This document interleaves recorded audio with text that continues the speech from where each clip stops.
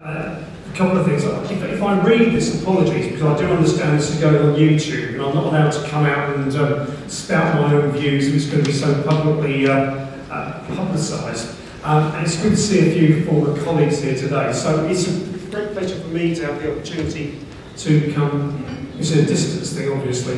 That's it. For me to come and talk to you today about where we are in organised crime and what does this mean in terms of the transition into a new national crime agency, which, as you're picking up during the theme of your programme today, you'll see is set in a very much different, broader policing landscape. And indeed, what we've seen over the last 2.5 years within an architecture which there hasn't been previously, and by that I mean we've got a National Security Council, we've got a National Security Strategy. National Security Strategy clearly states that cybercrime is a Tier 1 threat to the UK, and that organised crime is a Tier 2 threat to the UK.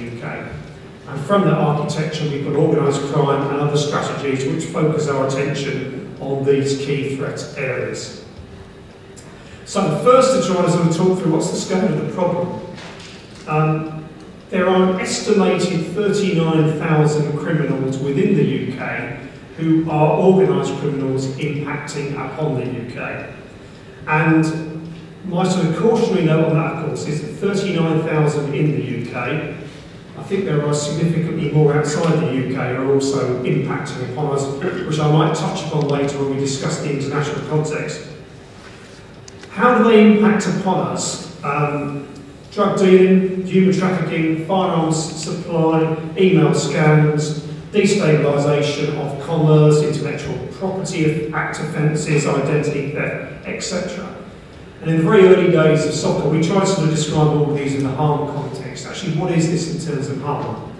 I think, and I always seek to take it back to what's the common denominator which we understand.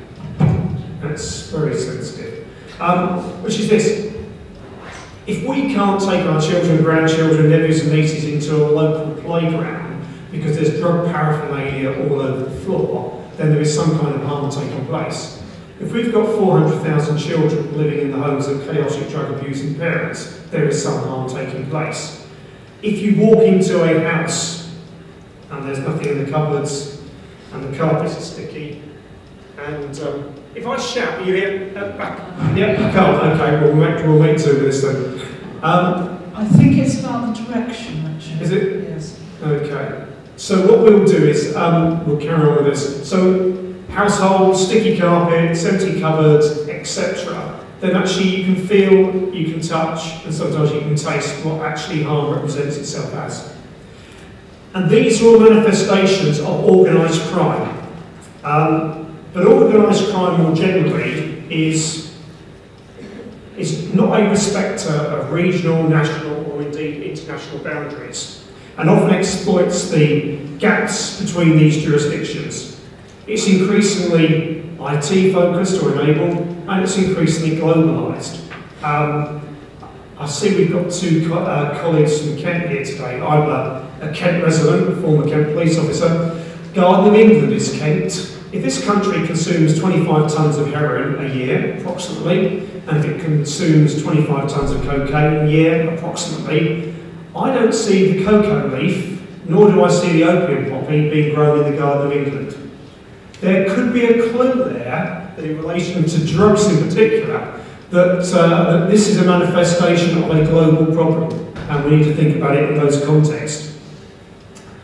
What we also know about organised crime, of course, is that it is business that, with the exception of some of the challenges around child exploitation, where there may be other motivators, generally organised crime is driven by profit, and those involved in it will clearly make judgments about the risk against the profit advantage as to how they operate their business model, how they manage their supply chains, and importantly, what commodities they seek to engage in transporting at a particular time.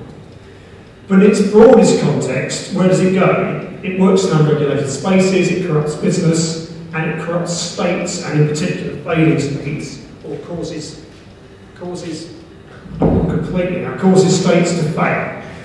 And when you look at the challenges we had working in West Africa, the challenges we for many years had working in South America, the challenges we will increasingly see post-2014 in Afghanistan, then we're going to change. I'll keep talking while this fires it up. We know that operating globally in different and complicated states is a real challenge to us.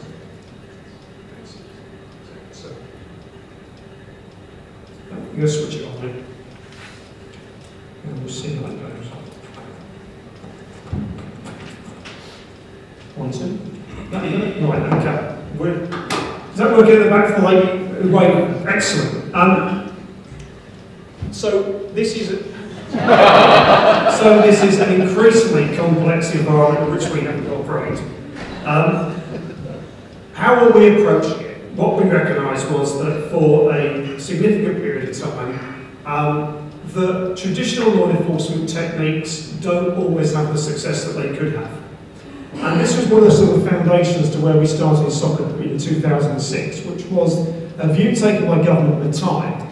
Although we were having increasing levels of tactical success against organised crime, it was difficult to point to a joined-up and a strategic impact on organised crime.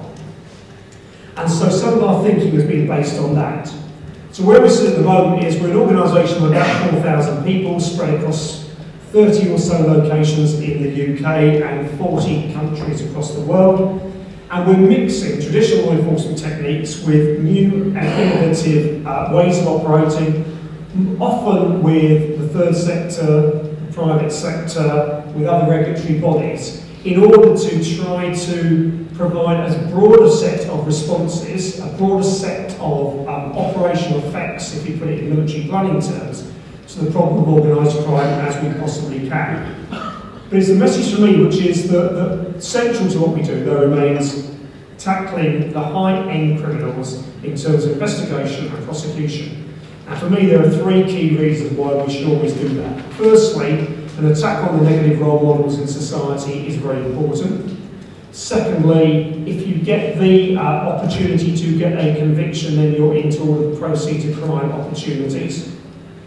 Thirdly, with new legislation, there are a range of control measures, serious crime prevention orders, travel restriction orders, financial reporting orders, which give a degree of control over individuals' criminal behaviour post-conviction. And probably as a subsidiary to all of that is the issue of accountability and transparency. One of the things which we've been criticised for in soccer over the years is that we've not been a transparent organisation. We're certainly an organisation that's got complete accountability, going from me seeing the Home Secretary monthly down to appearances before the Home Affairs Select Committee, inspections for the Interception Commissioner, the Office of Surveillance Commissioners, Her Majesty's Inspector Constabulary, National Audit Office, etc., etc. Back to accountability, transparency is a different issue. One of the things I always say is, where is the greatest transparency of coercive law enforcement activity? And that's daily in the courts of our countries, where 12 men and women, good and true, have the opportunity to look at and judge the evidence and the product of our investigations. Now, I'm delighted to say that we've got about a 90% conviction rate for our criminal justice investigations, which is the highest conviction rate of any body, organisation, whose work is prosecuted by the Crown Prosecution Service. And integrity and transparency in that is absolutely fundamental. Yet, with limited resources, we have to look at how can we operate in new and different ways. And as a starting point, denying criminals access to funds and property is hitting them where it hurts. And whether that's putting restraining assets or seizing commodity, so it's taking not only the money in Marks and Spencer's but also what's in their warehouses, has a significant effect. We know that for many organised criminals, going to prison is not necessarily a challenge. It is something which they will accept as part of their risk-based judgments. But if you go for the money, so there's no pension pot, or the wife has got to sell the BMW and now drive around in the Mini, then you are actually having some kind of effect on their perception.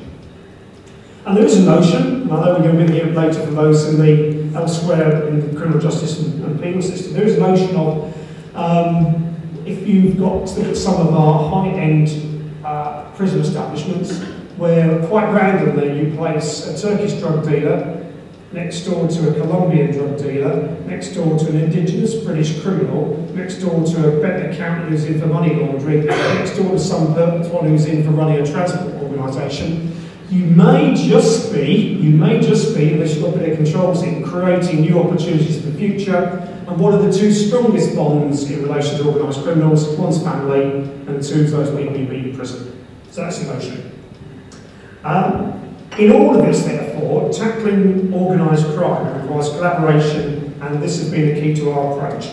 We work with partners as part of a golden thread of policing or law enforcement across the intelligence and the law enforcement community, public, private and third sector, as I said, and at home and overseas, and indeed with our military and colleagues from other parts of government, such as Department for International Development. And I should say, with the changes in the last fortnight, of course, we will work with the new police and crime commissioners, and in fact I'm speaking to them next week. The work of police forces in part with SOCA, HMRC and the border agencies forms a law enforcement response under our integrated operating model, where we're seeking to develop an approach which allows us to put some priorities around how and who we focus in on the 39,000 organised criminals we know of in the UK, impacting upon the UK. And those have to be agreed sets of priorities, and we do have to make judgments about threat, harm and risk in all of this. But on a day-to-day basis, there is routine joint working between ourselves, police forces and other law enforcement agencies, delivering operational activity around the clock and casework against organised criminals. And as we move forward within the new policing landscape, we've got the strategic policing requirement, which clearly sets organised crime amongst a range of other national responsibilities and threats as something which has to be addressed also by those who are engaged in delivering law enforcement or policing services at the local level. And as I say, much of the manifestation of this crime takes place at the local level or indeed the regional level. And as part of that, we're trying to provide an additional oversight of these 39,000 organised criminals through the Organised Crime Coordination Centre, which will form part of the NCA, where we're looking to analyse, assess and then disseminate the trends and the crossovers and the engagement between the various criminals and the organised crime groups that they're part of. In SOCA, we also provide a range of specialist services, including covert support such as lawful intercept, technical operations, armed support to complex operations, and tactical advice to local and regional policing to assist them in playing their part in this local to global challenge which we face. And we also have an international network of 130 officers from 40 different countries, and we've got a reach or footprint into 120 different countries. And this is important because of the ability to use the multiplier effect to ratchet up other resources in other jurisdictions to assist us in managing the threat to the UK. Not without its risks, because I've got 30 officers in Afghanistan who I worry about on a regular basis. I always pick up on this in terms of, we sometimes throw around pejoratively the phrase war on drugs. Actually, have we got a war on drugs? Have we lost the war on drugs? Have we winning the war on drugs, etc.? But for many of our international partners, it is genuinely a war on drugs. It is pretty common in Colombia, where we have the best cooperation you can imagine from the Colombian authorities. Every other day, a member of the Colombian armed forces or police will be killed, or certainly seriously injured, by the same sorts of techniques as our military face in Afghanistan, which comes from the narco warriors and the narco terrorists. Speaking to the general who heads the Pakistani anti-narcotics force yesterday, one of his officers killed in a cross-border movement of commodity up in the Baluchistan province only last week. In Afghanistan, we see it on a regular basis. There are many who are working with us in the global challenge of tackling organised crime and principally drug dealing, who are actually facing significant military-type activity on a daily basis. in their contribution to what the global authority is. So we need to be very cautious of that. But putting all of this together, how does this work? And just sort of a quick case example. A Birmingham-based heroin smuggling organised crime group where we have now locked up 7 individuals for about 125 years, I think. We're now into the money laundering investigations, a joint operation between ourselves, the Metropolitan Police, West Midlands Police, Staffordshire and Merseyside, and importantly the Dutch authorities. The group were responsible for smuggling heroin into the UK from Pakistan via the Netherlands, and indeed the principal and 2 others were subject to Dutch jurisdictional activity, with the Dutch National Crime Squad supporting us in that. And this goes back to the international partnership element. At one stage in the last couple of years, about 65% of the Dutch National Crime Squad's operations were in support of our own operations. That's partly because British criminals do cause problems to the Dutch, but nonetheless these effective international partnerships are central to how we tackle organised crime as a whole. We're also looking to work with international partners to understand better some of the threats which we face and to build up a broader set of strategies to deal with this threat. In the year 11-12, through our operational activity, we seized or had interdicted on our behalf about 4.8 tonnes of heroin across the globe, principally from Afghanistan back. That's about working on the various routes. It's about understanding where the various supply routes are, Southwest Asia, across to East Africa, and through into mainland Europe. What that has led to, it comes to my point about having a strategic effect. What that's led to is for a period of time in 2011, there has been a shortage on the streets of heroin for the first time for many, many years, probably going back to the early 1980s. As always, of course, the trend then changes. Because we've borne down on the Turkish-Balkan route, what we're now seeing is the movement of maritime and air commodity, either direct from Pakistan or through from East Africa, which means that we've got a new set of relationships, a new set of plans to put in place. But working with the Pakistani authorities, we're very fortunate to be able to interdict some significant quantities of heroin coming to the UK at ports. So, if I go back to this metaphor that people throw around in the war on drugs, this is a constant battle, and we need to be aware of what the changes in operating methods are, and having the range of tactics to support them. That's where we've got ourselves to. Where are we going to go for the future?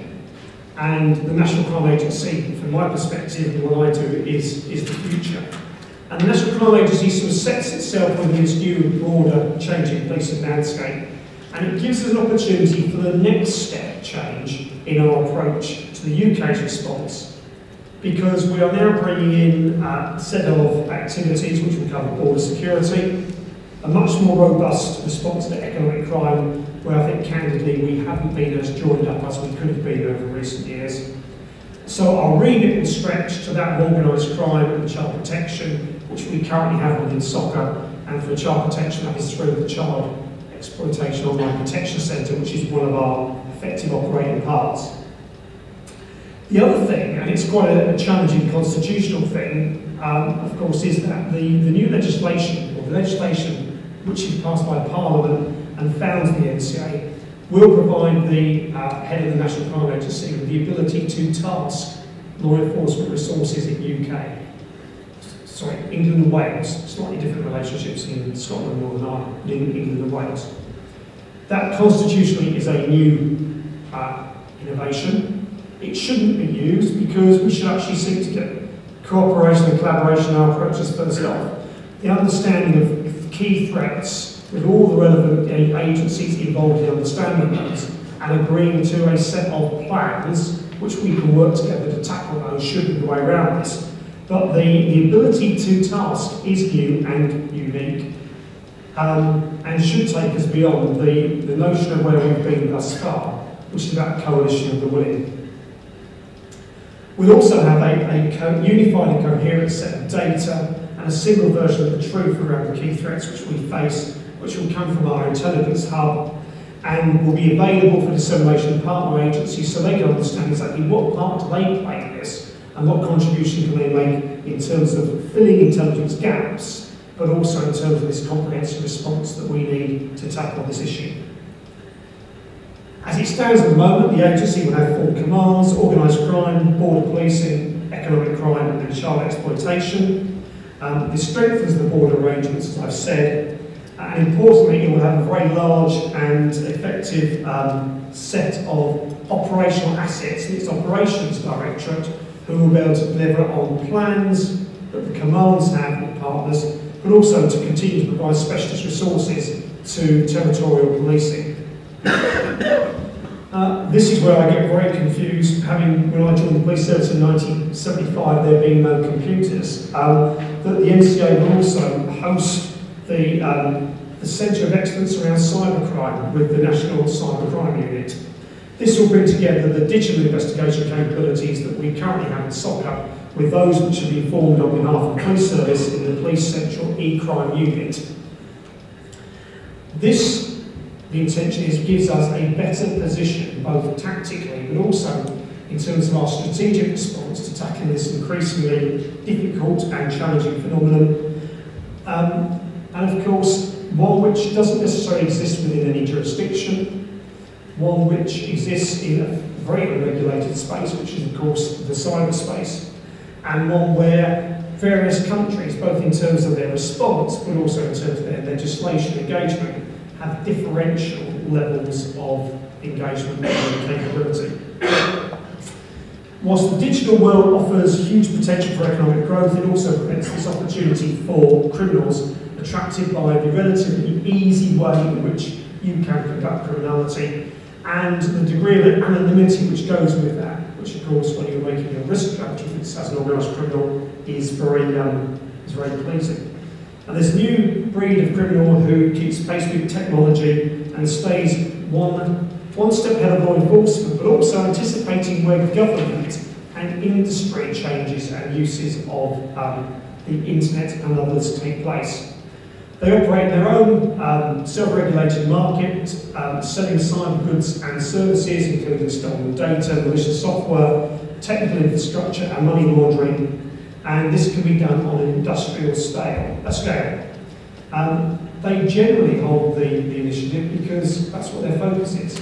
One of the big challenges which I think we've got as a law enforcement community is how we not only respond to crime on the internet, but we also respond to investigations in the digital environment. It is no longer as easy as carrying out an arrest after a warrant in a drug dealer's house and seizing their contact book and photocopying it. Where do people hold their personal data, their information? Do we ask our investigators to consider the opportunities which exist in internet fridges? I don't know. We should do, because there's evidential opportunities there. Everyone know about internet fridges? Yeah? Fridge connected to your music systems, to the internet, barcodes it, so you put your butter in, put your eggs in, it tells you what you've done, what you've taken out, you can go and say, what can I cook? You've got 2 eggs, 1 bit of bacon, have bacon and eggs for breakfast, and it will order its food for you. What that is a digital device. Where can you hide evidence of your money laundering, your drug dealing, your intellectual property fraud? You can hide it anywhere. But every time we carry out a warrant on a day-to-day basis now, do we look at the fridge? I don't know. Have we got to get people thinking about fridges? Yes, and the various other digital media. How do you safely identify, secure, acquire, adduce evidence, all of those opportunities? So the digital world is not just about the criminality which is committed online, it's not just how it's enabled, it's about how do you take this and how do you make use of it as an investigator in your daily lives, and how, as law enforcement agencies, do we protect our staff who are increasingly in the social media world. I don't think we've even begun to pose some of those questions yet, but in the organised criminal world, and certainly around cybercrime, there are people who are thinking about this on a daily basis. So we've got to think about youth prevention and disruption techniques, and we've developed some of these around cybercrime, really because the impact has to sort of have a cost value to it, because it's very expensive. So example, as part of a global day of action earlier this year, 36 website domains used to sell compromised credit card data seized by the Department of Justice in the US were focused upon. These used e-commerce type platforms known as automated vending carts to allow criminals to sell large quantities of stolen data quickly and easily, and even to explain how you operate on this. Visitors trying to access these sites now are directed to a screen indicating that law enforcement has taken control of that and action has been taken. So in addition to the criminal justice outcomes on that, we're trying to change people's perception, because I think some people do genuinely walk into either being victims or walk into criminality without knowing what they're doing in these new environments, because it is so different and complicated. And what we did on this, as with all of the data which we see, well, what's the preventive functions that we can get into? So how can you take this data, these individual data which has been found and accessed by criminals, to protect the individual? Well, sharing that through our alert system with the clearing banks and others means, of course, we can protect that data and those individuals. So the response has to be much more cohesive, much more holistic, in the increasingly complex world in which we operate.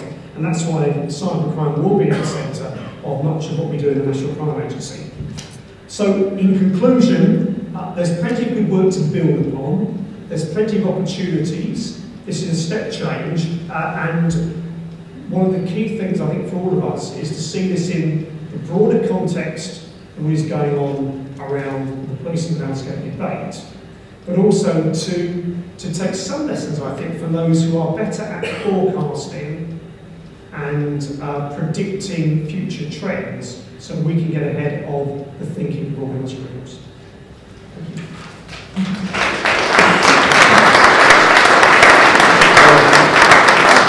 Thank you very much, Trevor. I don't know whether I know you're tight for time. I think we've got time for yes. a couple of questions. I must say you've left me with the really not very happy thought that if family bonds are so important within the organised crime community, if it's a single community, the criminals are going to get younger and younger as the older members of the family rely on their grandchildren. Right, are there questions for Trevor? Oh. Have you stunned them? Well, let me ask then, yeah. Following that thought, are you in recruiting, I mean I know that with the MCA will be in a different organisation, but through soccer, looking to recruit people who come from perhaps unconventional backgrounds and maybe quite unconventional individuals because of their original ways of thinking? Yeah, absolutely. I think, yeah, and we're just about to go through a new recruitment campaign, and so those with certainly those cyber skills, I think is important. I think the other thing, in terms of where we've traditionally been in organised crime terms, is have we got the basics right? So are we genuinely diverse as an organisation tackling organised crime? I think it's one of the challenges at the high end of our world over the years, which is that we have, I think, a disproportionate number of white males who become a certain age. And the thing which I'm quite pleased about is that by having an organisation where we actually genuinely recruit from outside, that's probably only about 500 of our 3,700 staff have come from a police background now, that it gives you an opportunity to blend your staff. So about 50% of our new investigators coming in are females. When I left the National Crime Squad, we had about 10% of our investigators were females. As you deal with more complex communities and the cosmopolitan nature of where we live, understanding different minority community groups is important. So I think we have an opportunity in an organisation which doesn't necessarily have, is a law enforcement agency, doesn't have some of the restrictions, whether they're psychological or other, of policing in general, enables us to have a much broader recruitment base. And I think with that, you're absolutely right, that a broader set of characters and allow an organisation to have a degree of innovation does give you some greater opportunities. Thanks. There's one comment. This is absolutely predictable to every question we've had so far. The microphone has been as far away as it possibly can.